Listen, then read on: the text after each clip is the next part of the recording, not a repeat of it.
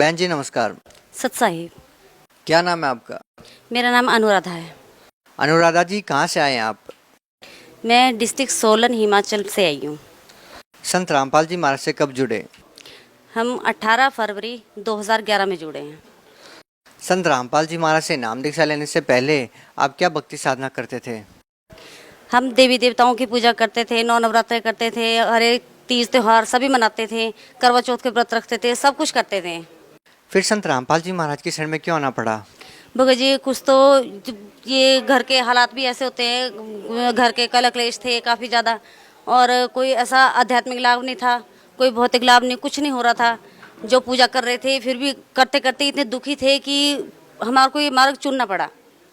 संत रामपाल जी महाराज की शरण में कैसे आए, आपको कैसे पता चला? सर पता हमें ऐसे चला कि मैं ससुराल में नहीं, मैं मायके में रहती हूँ, तो पता नहीं है परमात्मा की दया होगी जो मैं परमात्मा के ज्ञान पाने के लिए मैं मायके में रह रही हूँ।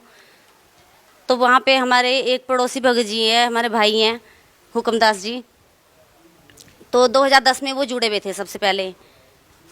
तो वहाँ पे हमारे जो ग्राम देवता होता है, तो हम वहाँ जाते थे, घर की मतलब सारी पूजा करते थे। हमने पानी उठा के ले जाना, आपको पता है हिमाचल में बॉडियाँ होती हैं, नलके वगैरह नहीं होते, कम समी होते हैं, तो हमने घर से पानी उठा के ले जाना, काफ़ी दूरी पर ले जाना। तो हमने मंदिर में खूब साफ़ सफाई करनी, सब कुछ करना। तो भगत जी हमारे हुक्मदास भगत जी हमारे देखते रहते थे घर से, तो वो देखते थे, तो उन्होंने सत्संग सुना हुआ था, उन्होंने उपदेश लिया हुआ था 2010 से। पर उन्होंने डायरेक्ट नहीं बोला है हमारे को कि तुम ये पूजा करो, ये व्यर्थ है, ये ऐसा नहीं है। तो उन्होंने अपनी भक्तमती को बोला कि आप इनको समझाओ कि जो ये पूजा कर रहे हैं वो सब व्यर्थ है, बाकी आप सत्संग सुना करो। उन्होंने इतना बोला, तो हम सत्संग सुनने लगे। तो उस दिन से ही हमने ये पूजा वगैरह सब छोड़ दी, जब से सत्संग सुनने लगे। तो सत्संग सुनने लगे, एक दिन ऐसा हुआ कि हुक्मदास जी के जो फादर थे उनकी डेथ हो गई। तो जैसे शाम को बैठने के लिए जाते थे, तो हम वहाँ पे चले गए बैठने के लिए। बैठने के लिए जाते थे तो वहाँ पे जो मरने के बाद गरुड़ पुराण पढ़ते थे, तो भगत जी ने वो पढ़ने नहीं दिया।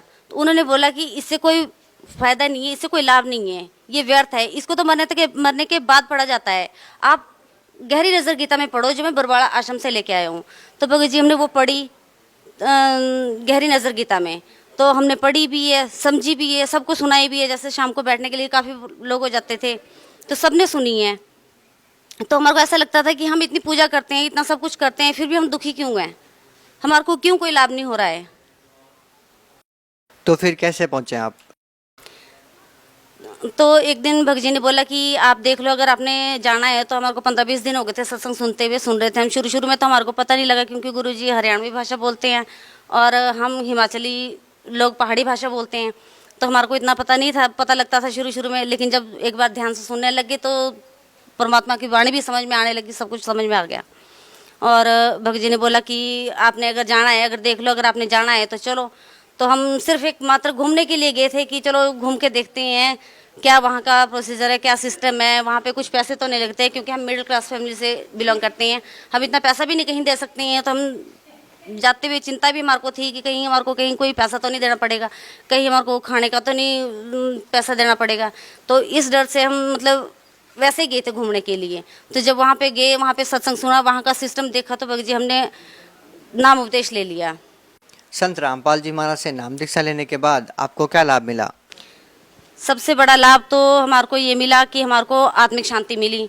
और लाभ तो बहुत सारे हैं, अगर परमात्मा के लाभ गिनाने लगूँ तो, लेकिन उसमें से एक मेन लाभ ये है कि मैं परमात्मा के संत रामपाल जी महाराज के द्वारा जो दी गई हमारे को दीक्षा है, मैं उसका सिमरन कर रही थी। तो सिमरन करते करते मेरे को सांप ने काट लिया। तो मेरे 1% भी कोई दर्द नहीं हुई, कोई स्वेलिंग नहीं आई, कुछ भी नहीं हुआ, और पूरा दिन बीत गया। तो शाम को जब मेरे भगत जी आए तो बच्चे लगे कि बोलने की मम्मी के ऐसे ऐसे हुआ है और मम्मी दवाई लेने के लिए नहीं जा रही है। तो भगत जी ने बोला कि आप दवाई लेने के लिए चलो। तो मैंने बोला कि मेरे दर्द नहीं हो रही है, मेरी तकलीफ नहीं हो रही, मेरे कोई प्रॉब्लम ही नहीं हो रही है, तो मैं जाऊंगी क्यों? मेरे पास संत रामपाल जी का वचन जो उपदेश है वो चल रहा है मेरा। तो भगत जी मैंने ना तो कोई दवाई ली और ना मैंने कोई इलाज करवाया, बल्कि घर वालों की जिद के ऊपर मैंने दूसरे दिन टेटनस का टीका लगवाया जाके सिर्फ। और क्या लाभ मिला आपको?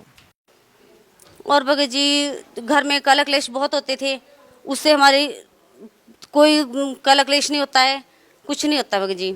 आप भगत समाज को क्या संदेश देना चाहते हैं?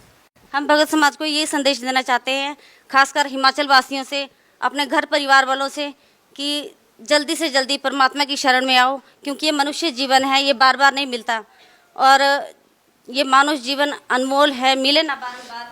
जैसे तरवर से पत्ता टूट गिरे, बहुत ना लगता डर।